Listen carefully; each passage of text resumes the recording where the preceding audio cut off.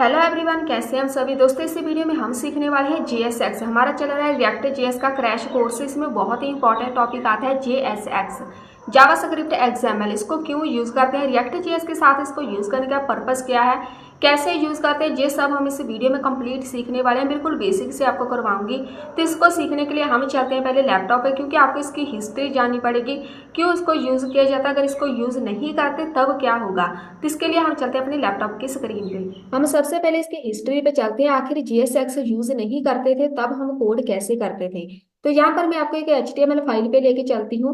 उसके बाद आपको बिल्कुल क्लियर हो जाएगा। जहाँ पर मेरे पास ABC HTML के एक्सटेंशन के साथ सेव है। ये आपने ध्यान देना है कि .html के साथ इसको सेव किया गया है। यहाँ पे आप कोई भी लिखते हैं टेक्स्ट, H1 में हेलो वगैरह लिखते हैं तो ये प्रिंट हो जाते हैं बहुत ही इजीली। इसकी पहली शर्त ये है कोड लिखने की, अगर HTML का कोड लिखना है तो .html के साथ ये सेव होनी चाहिए। अब अगर जहाँ पे ये HTML कोड लिखने का तो हो गया है कि आपको क्लियर कि कैसे लिखते हैं। ये बहुत ही बेसिक है, लेकिन इसी के साथ आपको समझ आएगी। अगर हमने जावास्क्रिप्ट कोड लिखना है तो यहाँ पर मेरे पास स्क्रिप्ट टैग होना चाहिए। स्क्रिप्ट टैग के बीच आप कोई भी वेरिएबल लिखेंगे, मान लो यहाँ पर मैंने a = 10 लिख दिया, तो ये हो गया मेरे पास जावास्क्रिप्ट का कोड। इसको यहाँ पे प्रिंट कराना चाहते हैं तो वो आपको डॉक्यूमेंट वगैरह लगाना पड़ेगा। Document dot gate element by ID, यहाँ पे ID का नाम आएगा कुछ भी, तो इसको हम ऐसे प्रिंट करते हैं, ठीक है। तो यहाँ पर मेरे पास आ जाएगा a की वैल्यू। तो इसको H1 में कराना है तो H1 को हम एक ID देते थे ऐसे, ID यहाँ पर कोई भी H1 लिख दो तो ये ID होगी।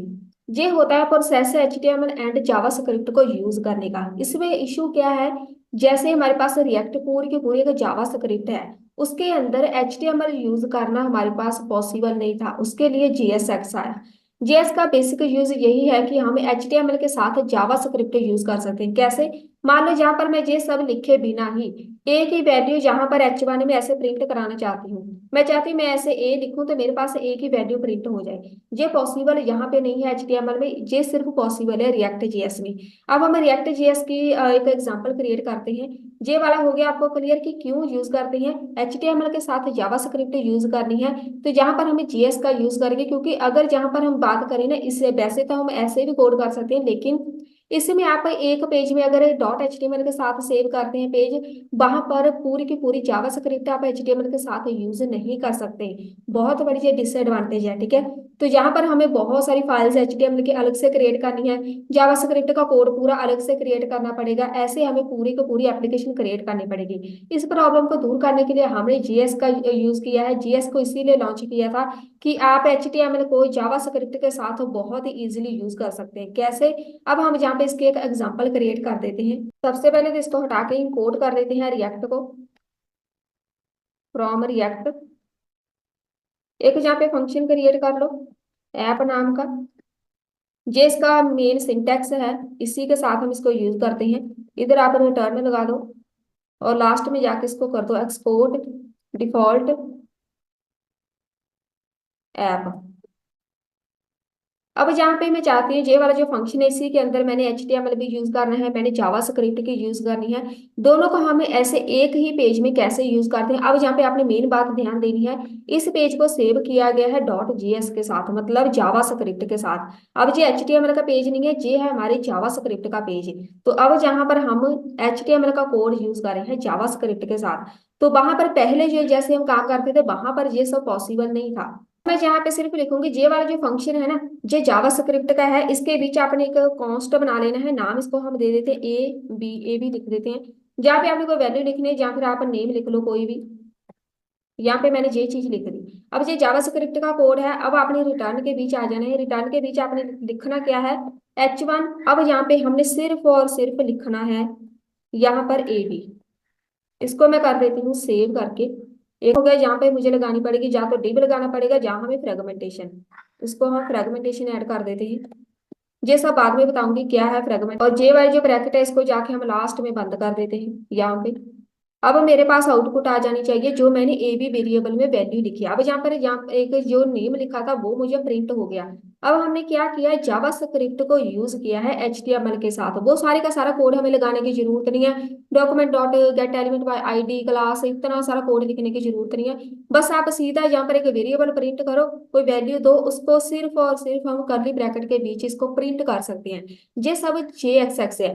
अब अगर जहाँ पे अगर आपको कोई पूछे इसमें से JSX है क्या, तो आपने ये बोलना है कि ये वाला जो HTML का कोड है ये JSX है। क्यों? क्योंकि इसको हम जावास्क्रिप्ट के साथ यूज करें। आपने कभी देखा है आज तक हम यहाँ पर राउंड ब्रैकेट के पीछे H1 लगाते हैं या फिर कर्ली ब्रैकेट के पीछे H1 लगाते हैं?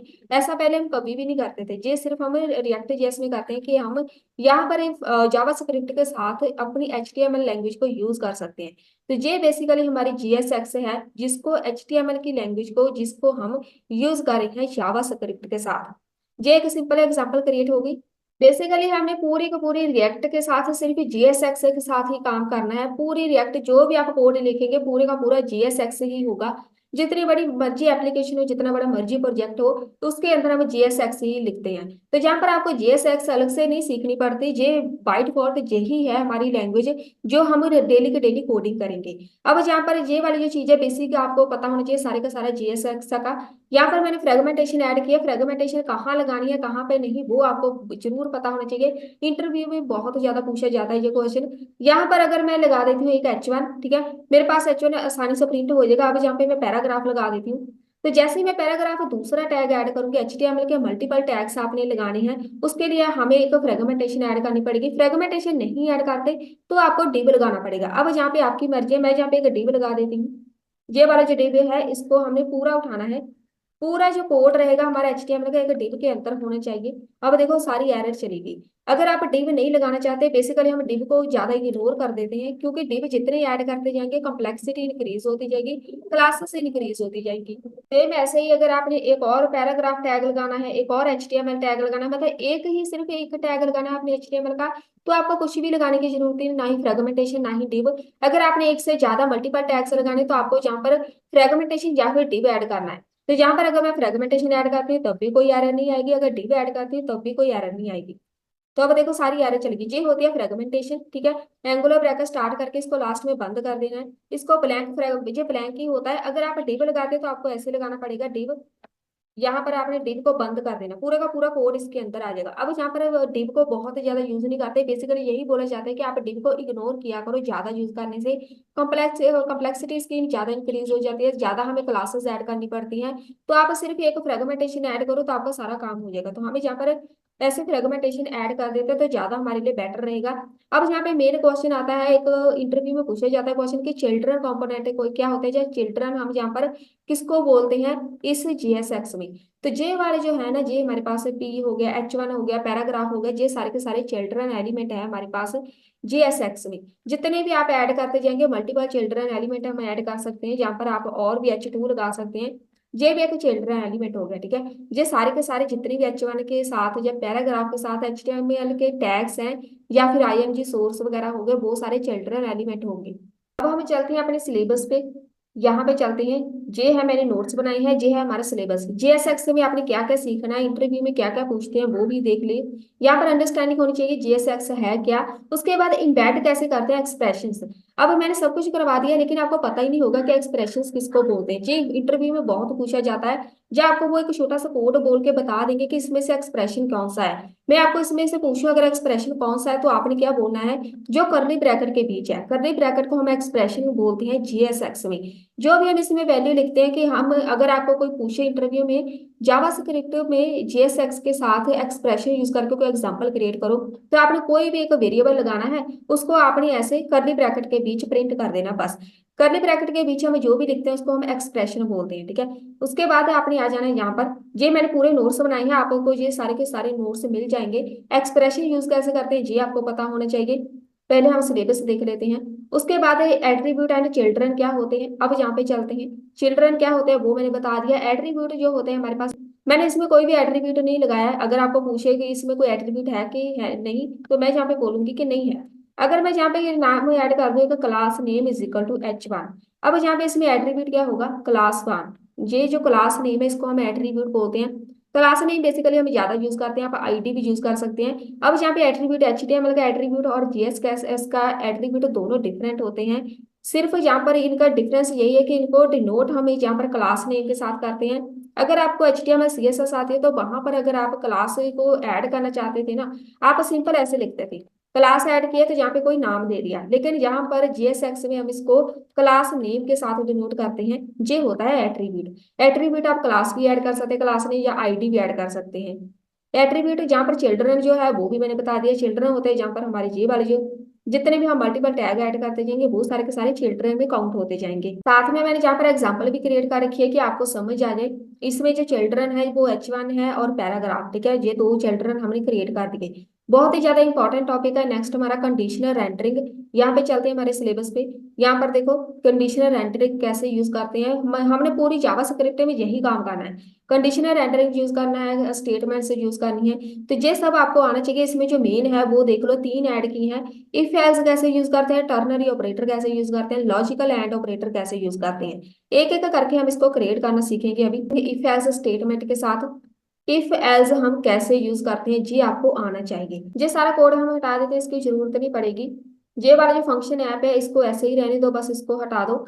एक नया आपने फंक्शन क्रिएट करना है, नाम इसको हम ग्रीट बोल देते हैं। एक आपने इसका ऑब्जेक्ट पास कर देना है एबीसी नाम का। इसके बीच आपने लिखना है इफ कंडीशन। इफ कंडीशन कैसे यूज करते हैं, इफ एबीसी, अगर एबीसी कंडीशन हुई फॉल्स या फिर ट्रू तो यहाँ पर मुझे रिटर्न कर दे। यहाँ पे लिख लो रिटर्न, H1 में हेलो लिख देते हैं। और जहां पे इसके साथ होती है एल्स कंडीशन, एल्स कंडीशन में रिटर्न कर दे H1 के अंदर वेलकम। ये होती है इफ एल्स कंडीशन लगाने का तरीका। लेकिन यहाँ पर हम इसको यूज करेंगे, इधर आके ये वाला सब हटा देंगे। यहाँ पर आपने डिव लिखना है, आपने जाके लिखना है। ये जो हमने ग्रीट वाला बनाया है इसको हम यहाँ पर ऐसे प्रिंट कर देते हैं, रेंडर करना भी बोलती है। इसके बीच आपने लिखना है ABC is equal to true false, आप ऐसे लिख सकते हैं। अगर कोई वैल्यू ट्रू है तो क्या होगा, अगर वैल्यू फॉल्स है तो क्या होगा। इसको हम रिफ्रेश कर देते हैं, यहाँ पे हेलो आ गया। इसको मैं यहाँ पे फॉल्स कर देती हूँ, अब यहाँ पे वेलकम आ गया। जैसे ट्रू फॉल्स करते जाएंगे तो इसकी वैल्यू चेंज होती जाएगी। यहाँ पर हेलो आ गया, ठीक है। फिर से हम फॉल्स कर देंगे तो यहाँ पर आ जाएगा वेलकम। तो ये इफ कंडीशन का कमाल है। अगर इफ कंडीशन ट्रू है तो यहाँ पर हेलो आएगा, इफ कंडीशन फॉल्स है तो ट्रू आएगा। हम यहाँ पे ट्रू फॉल्स अपनी तरफ से ऐड कर सकते हैं। तो यहाँ पर ये हमारी पहली कंडीशन हो गई रेडी कि आपने इफ एल्स कैसे यूज करनी है। उसके बाद टर्नरी ऑपरेटर बहुत ही ज्यादा इंपॉर्टेंट टॉपिक है। टर्नरी ऑपरेटर के साथ हम बहुत ज्यादा काम करते हैं रिएक्ट। बस इसी इसी जो एग्जांपल हमने क्रिएट किया इसी को यूज करके हम सारी कंडीशन चेक कर लेंगे। ये वाला हमने ऐसे लिखा है ना, आप इसको पता कैसे लिख सकते हैं, ये सारी कंडीशन लगाने की जरूरत ही नहीं है। तो यहाँ पर इफ एल्स यूज करने की बजाय हम यहाँ पे डायरेक्ट लिखेंगे रिटर्न कर दे मुझे। और रिटर्न के बीच हम एक लगा देते हैं, यहाँ डिव लगा देते हैं। इसके बीच आपने लिखना है सिंपल एबीसी। अगर एबीसी ट्रू है तो जहां पर लिखा है वेलकम, अगर जहाँ पे फॉल्स है H1 भी लिख देते हैं चलिए, यहाँ पे गुड बाय लिख देते हैं चलिए। ये होती है हमारी टर्नरी कंडीशन। कुछ भी आपको एक्स्ट्रा लिखने की जरूरत नहीं है, कोई भी इफ ऐसे लगाने की जरूरत नहीं है। पहले हम इसको सेव कर देते हैं। जहां पे आपने जाना है ये वाला जो लिखा है इसको सेम ही रहने दो। ये वाला जो वेलकम है इसको हम H1 भी लिख देते हैं, H1 में आ जाए वेलकम। ये वाला हुआ है इसको भी हम H1 में लिख देते हैं यहाँ पे। पहले इसको रिफ्रेश कर देते हैं, अब यहाँ पे वेलकम आ गया। इधर मैं कर देती हूँ फॉल्स। अब आप खुद सोचो हम इफ एल्स लगाएंगे या फिर हम जे वाला लगाएंगे। अब यहाँ पे गुड बाय आ गया, ठीक है। इफ एल्स को हम स्किप करते हैं, बहुत कम यूज करते हैं रिएक्ट जेएस में। इसमें हम टर्नरी ऑपरेटर ज्यादा यूज करते हैं। टर्नरी ऑपरेटर का ये सिंटैक्स होता है एबीसी, यहाँ पर एक क्वेश्चन मार्क होता है, उसके बाद एक कॉलन होता है। यहाँ पर देखो एबीसी, ये आपका एक फंक्शन नेम होगा, कुछ भी होगा आपका जहाँ ऑब्जेक्ट जो पास किया है। क्वेश्चन मार्क कंपलसरी होता है, उसके बाद आपकी पहली स्टेटमेंट आएगी। इसका मतलब होता है अगर कंडीशन सही हुई तो ये कंडीशन चलेगी, अगर कंडीशन फॉल्स हुई तो ये चलेगी। अब जहाँ पर फॉल्स है तो वो गुड बाय आया। अब यहाँ पे ट्रू कर देते हैं तो मेरे पास वेलकम आना चाहिए, तो ये वाला हटा देते हैं। अब कंडीशन ट्रू है तो यहाँ पर गुड बाय नहीं आना चाहिए, वेलकम आना चाहिए। तो यहाँ पर बिल्कुल सही चल गई है कंडीशन। यही आपने ज्यादा यूज करनी है, बहुत तरह से इसको यूज कर सकते हैं, वो सब कुछ हम देखेंगे धीरे धीरे करके। अब इसी कंडीशन को हम यूज कर सकते हैं एंड ऑपरेटर में। हमारे जो नेक्स्ट है वो एंड ऑपरेटर है। टर्नरी ऑपरेटर के बाद आता है लॉजिकल एंड। ये वाला हटा देते हैं, इसके अंदर मैं लिखूंगी एबीसी, इधर मैं लिखूंगी एंड। अब एंड क्या होता है वो आपको पता होना चाहिए। पहले तो मैं यहाँ पर H1 लगाऊंगी, इसके अंदर वेलकम लिख देते हैं। एक यहाँ पर दूसरी लगाएंगे एबीसी एंड, इधर हम लिख देते हैं H1 में हेलो। इसको हम कर देंगे ऐसे। अब ये हमारे पास दो कंडीशंस हैं, लेकिन इनमें फर्क क्या रहेगा, जहाँ पे नॉट आएगा। अगर जहाँ पर एंड है तो और नॉट है तो ये कंडीशन चलेगी, एंड है तो जो कंडीशन चलेगी। पहले इसको रिफ्रेश कर देते हैं। मेरे पास यहाँ पे वेलकम ही रहेगा। अब यहाँ पे हमने इसको करना है, पहली वाले को नॉट कर देते हैं। अब यहाँ पे हेलो आ गया, या फिर आप यहाँ पे इसको फॉल्स कर सकते हैं।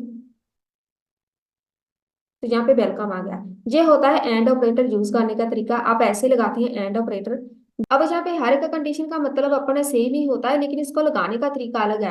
आप यहाँ पर अगर एंड ऑपरेटर लगाते हैं तो इसका मतलब है एंड ऑपरेटर के राइट साइड जो भी वैल्यू होगी वो तब प्रिंट होगी जब कंडीशन ट्रू होगी। मतलब यहाँ पर हेलो या वेलकम तभी प्रिंट होने हैं अगर कंडीशन ट्रू है। अब यहाँ पे नॉट लगाया है तो मेरे पास यहाँ पर, इसको रिफ्रेश कर देते हैं, मेरे पास यहाँ पर वेलकम है। यहाँ पे वेलकम क्यों है, क्योंकि मैंने यहाँ पे फॉल्स लिखा हुआ है। अगर मैं यहाँ पे ट्रू लिख दूंगी, इसको हम रिफ्रेश कर देते हैं, इसको हेलो आ गया।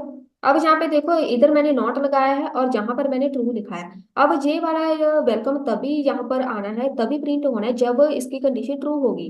ट्रू कहाँ से आनी है, यहाँ पे ट्रू करेंगे तो हमारे पास राइट साइड वाला जो पार्ट है वो चल पड़ेगा। अब चलिए हम इसमें एक छोटा सा काउंटर बनाना सीखते हैं। इंक्रीमेंट और डिक्रीमेंट काउंटर का छोटा सा प्रोजेक्ट क्रिएट करेंगे। उससे पहले मैं एक और इंटरेस्टिंग बात आपको बताती हूँ। ये वाला जो हम एक फंक्शन हटा देते हैं, इसकी जरूरत नहीं पड़ेगी। यहाँ पर आप डायरेक्ट अगर H1 में लिखे ना, H1 में आप सिंपल लिखो 5 + 5। यहां से हम इसको कर देते हैं रिफ्रेश। रिफ्रेश। अभी ये रिफ्रेश नहीं हो रहा, ये यहाँ पे देखो 10 आ गया। मैं जो बेसिकली आपको बताना चाहती हूँ कि आप डायरेक्ट यहाँ पे कोई भी ऑपरेशन अप्लाई कर सकते हैं, कुछ भी, कोई फॉर्मूला लगाने की जरूरत नहीं है, कुछ करने की जरूरत नहीं है। बस यहाँ पर कोई भी ऑपरेटर परफॉर्म करना है वो लिखो। 25 आ गया, ठीक है। कोई भी माइनस करना है, आप यहाँ पर वैल्यू भी ऐड कर सकते हैं। मैं यहाँ पर वेरिएबल A = 10 लिख दूं ना, और इसको मैं बोलूंगी ए की जो वैल्यू है, ए को मल्टीप्लाई कर दो 5 के साथ। अब देखो यहाँ पर मेरे पास आंसर क्या आएगा, 50। मतलब पूरी का पूरी कैलकुलेशन, आपको कोई भी फॉर्मूला लगाने की जरूरत नहीं है, कुछ भी करना नहीं है। सिंपल आप एक एक लाइन में लिखो 5 + 5 = 10, आंसर आ जाएगा। कितना ज्यादा आसान है। यहाँ पर ये जीएसएक्स के साथ ही है, जीएसएक्स अगर यूज कर रहे हैं ना, तभी यहाँ पर जो पॉसिबल है, क्योंकि एक ही एचटीएमएल के साथ ही हम अपने जावा स्क्रिप्ट यूज कर रहे हैं। चलिए अब हम एक छोटा सा करते हैं क्रिएट काउंटर। ये वाला जो सब कुछ हटा देते हैं, फ्रेगमेंटेशन हम रहने देते हैं। या फिर अभी मैं यहाँ पर फिलहाल डिव लगा रही हूँ। कोई जरूरी नहीं है डिव लगाना है या नहीं लगाना, आपकी मर्जी है। तो इसके बीच हम काउंटर लिख देते हैं। काउंटर रहेगा एक, एक डिव। जे वाले डिव लगाने जो, अब देखो इसमें आपको ये भी पता चल जाएगा कि हम डिव क्यों नहीं लगाते। तो उसके साथ ना आपके बहुत सारी क्लासेस इंक्रीज हो जाती है। जैसे जैसे मैं डिव लगाती जाऊंगी उतनी सारी हमने क्लासेस ऐड करनी है इसकी डिजाइनिंग करने के लिए। जहाँ पे एक बटन लगाएंगे, एक बटन लगा होना चाहिए, वहां पर उसके ऊपर हम लिख देते हैं, या तो माइनस लिख देते हैं बस ऐसे ही। एक माइनस का एक प्लस का, बस ऐसे ही लिख देते हैं, ठीक है। एक माइनस का बटन लग गया। सेम ऐसे ही एक स्पैन टैग लगा देते हैं हम। स्पैन टैग के बीच हम बाद में प्रिंट कराएंगे क्या आएगा। एक और बटन लगाओ, इसके ऊपर लिख दो प्लस। दो बटन लग जाएंगे। अब हमें चाहते हैं प्लस पे क्लिक करें प्लस होता जाए, माइनस पे क्लिक करें माइनस होता जाए। तो ये सब कैसे पॉसिबल होगा। ये वाला जो हमने एक फंक्शन क्रिएट किया है, अब यहाँ पे एक वेरिएबल क्रिएट करेंगे। ये सब मैं आपको बाद में समझाऊंगी ये क्या है। कॉन्स्ट एक वेरिएबल हम ऐसे क्रिएट करते हैं, काउंट नाम का मैंने वेरिएबल बनाना है। ये सब क्या है ये हम बाद में सीखेंगे जब इसकी बारी आएगी। इसको हम स्टेट्स बोलते हैं। तो मैं यहाँ पे लिखूंगी सेट काउंट = यूज स्टेट। तो ये स्टेट हमें इंपोर्ट करनी पड़ती है। ये हो गया जी।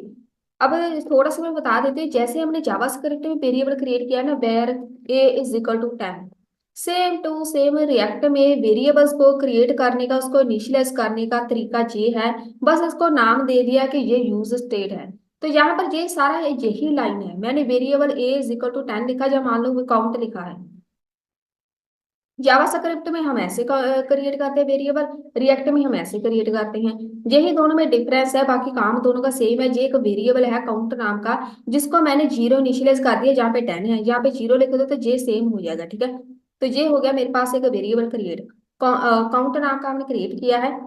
इस काउंट को हमने जहां पर जाके सिंपल प्रिंट कर देना है, काउंट। अब देखो एंड की हम यहाँ जरूरत पड़ेगी, जहाँ पे and operator count greater than and लगाएंगे, पैराग्राफ में हम वैल्यू प्रिंट कर देते हैं ताकि आपको पता चले हम कैसे किसी भी चीज को प्रिंट करते हैं एंड ऑपरेटर के साथ। Count is positive. जे वाला क्या है, जे हम बाद में देखेंगे। जे वाला इधर लिखा हुआ है काउंट ग्रेटर देन आएगा, मतलब ये कंडीशन है तो ग्रेटर देन किसके होने चाहिए, जीरो के। काउंट ग्रेटर देन जीरो है तो जे वाला कोड चलेगा। अगर काउंट, यहाँ पे लिखो लेस देन, अगर लेस देन जीरो है तो यहाँ पे नेगेटिव लिख दो। तो नेगेटिव की तरफ जा रहा है, माइनस हो रही है वैल्यू तो नेगेटिव नेगेटिव की तरफ जा रहा है। अब यहाँ पे एक और लगाएंगे, यहाँ पे आएगा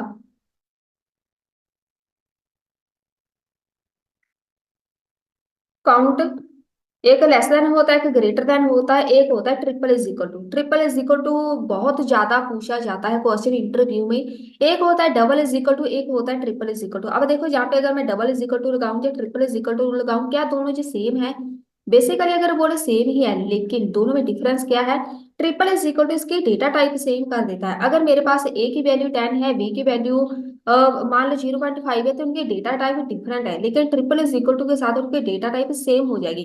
अगर हम यहाँ पे डबल इज इक्वल टू लगा दे तो वो भी ऐसा ही है कि a double is equal to यहाँ पर मेरे पास है 10, इसका मतलब ए 10 के इक्वल है, ठीक है। लेकिन जहां पर इनकी डेटा टाइप सेम नहीं होगी, हो सकता है किसी की डेटा टाइप इंट हो, इंटीजर हो, फ्लोट हो, तो ये क्या करेगा, दोनों की डेटा टाइप सेम कर देगा, दोनों को इंटीजर बना देगा, जहां दोनों को फ्लोट बना देगा। ये वाला नहीं हो गया कंडीशन। अगर ट्रिपल इज इक्वल टू है जीरो एंड परसेंट तो ये कंडीशन चलेगी। इसका मतलब है अगर तो काउंटर जीरो से बड़ा है, उसकी वैल्यू जीरो से ज्यादा होगी तो यहाँ पर पॉजिटिव लिखाना चाहिए। अगर जीरो से वैल्यू छोटी हुई तो यहाँ पर नेगेटिव लिखाना चाहिए। अगर दोनों इक्वल हुए तो यहाँ पर हम क्या लिखेंगे, जीरो। या फिर इज इक्वल टू जीरो हुई तो मैंने यहाँ पे जीरो लिखा है। अगर count is equal to zero हुआ तो यहाँ पर इनिशियलाइज हमने जीरो से किया था तो यहाँ पर मेरे पास वैल्यू जीरो आएगी, तो ये वाली कंडीशन चलेगी, काउंट इज जीरो। तो ये चलना कैसे है, काउंटर कैसे क्रिएट करना है, इसको हम लगा देते हैं सेव करो। पहले इधर से एरर देख लेते हैं, डिव आई थिंक एक एक्स्ट्रा है, देख लेते हैं। ये वाला डिव हो गया जहाँ पे बंद, ये हो गया जहाँ पे बंद, ये हटा दो। यहाँ पे देखो द काउंट इज जीरो, जे क्यों आया, क्योंकि जे वाली कंडीशन ट्रू है। यहाँ पर जीरो की वैल्यू क्या है, जीरो। यहाँ पे देखो जीरो है, ठीक है। अब ये जीरो मैंने प्रिंट नहीं कराया कहीं भी, या तो हम इसको भी प्रिंट करा देते हैं। जे वाला जो बटन है हमने इधर ही करा देते हैं। हमने यहाँ पे स्पैन लगाया ना, इधर मैं चाहती हूँ कि काउंट की वैल्यू शो हो, तभी हमें पता चलेगा कंडीशन कौन सी चल रही है। अब यहाँ पे मुझे वैल्यू शो हो चाहिए, ये देखो बीच में जीरो आ गया, ठीक है। अब यहाँ पे जीरो है तो मेरे पास यहाँ पर क्या आ रहा है, तो काउंट इज जीरो, तो इसको हम कर देते हैं बंद। अब कौन सी कंडीशन ट्रू हुई है, जे वाली। मैंने एंड में क्या बताया था, राइट वाला पार्ट तभी प्रिंट होना है अगर जे वाली कंडीशन लेफ्ट वाली ट्रू हो। अब यहाँ पे जे वाली कंडीशन ट्रू होगी, count is equal to zero है, यहाँ पे जीरो लिखा हुआ है तो मतलब जे वाला प्रिंट होगा। अब इसको वर्किंग में कैसे लेके आना है, ये वाला जो बटन लगा हुआ है इसके ऊपर हम ऑन क्लिक ऐसे एक फंक्शन बनाते हैं। ऑन क्लिक ये होता है एक फंक्शन क्रिएट करने का तरीका, एरो फंक्शन के साथ इसका कोई नाम देना होता है, सेट काउंट नाम दे देते हैं। अब यहाँ पे क्या आएगा, जो मैंने काउंट वेरिएबल बनाया हुआ है उसको एक माइनस कर। कितना आसान है किसी भी काउंटर को क्रिएट करना। पहले इसको रिफ्रेश करो, ये जो ऑन क्लिक है इसको सेव कर लो। हमने लगाया है, कहाँ पे लगाया है हमने, माइनस वाले पे, सही है, माइनस वाला चल पड़ा। यहाँ पे माइनस करेंगे, यहाँ पे वैल्यू देखो काउंट इज नेगेटिव, तो वो एक एक माइनस हो रहा है ना, ये देखो कितना आसान है काउंटर बनाना। अब सेम ऐसे इसको कॉपी कर लो, यहाँ पे आके पेस्ट कर दो। अब यहाँ पे जस्ट आपने वैल्यू चेंज करनी है, इसको प्लस कर दो। अब देखो कौन सी कंडीशन चलेगी, यहाँ पे देखो पॉजिटिव लिखा आ रहा है, यहाँ पे माइनस करो तो अब जीरो आ गया। अब देखो नेगेटिव, यहाँ पे प्लस करो, जैसे ही ये जीरो से ज्यादा आ जाएगी वैल्यू तो वो पॉजिटिव आ जाएगा। ये हमारे का काउंटर क्रिएट हो गया, जैसे माइनस करते जाओ प्लस करते जाओ, ये अपने आप इंक्रीमेंट होता जाएगा। ये हो गया हमारा बहुत ही छोटा सा टॉपिक। उसके बाद मैंने यहाँ पर एक क्वेश्चन ऐड किए हैं, जी आपको क्वेश्चन मिल जाएंगे जो बेसिक हमारे क्वेश्चन होते हैं जीएस को लेके, JSX के जो इंटरव्यू क्वेश्चन होते हैं वो मैंने कलेक्ट किए हैं। यही होते हैं जो बेसिकली मेन पूछे जाते हैं, विद आंसर्स है, तो आप इसको प्रिपेयर कर सकते हैं। ये आपको ऐसे ही नोट्स मिल जाएंगे, कुछ भी इसमें अलग नहीं है, ये सब मैंने बता दिया है।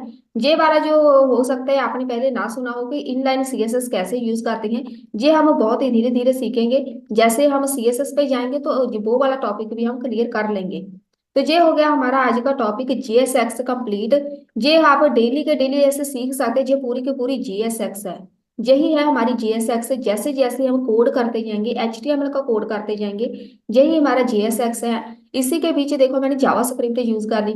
ये एक बटन है HTML का, ये हमारे पास है, उसके पीछे मैंने जावा स्क्रिप्ट यूज कर ली।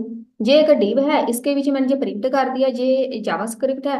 पैराग्राफ मेरे पास HTML है। यही होते हैं हमारी JSX, जावा स्क्रिप्ट XML। तो ये हो गया हमारा आज का टॉपिक कंप्लीट। मिलते हैं फिर नेक्स्ट वीडियो में।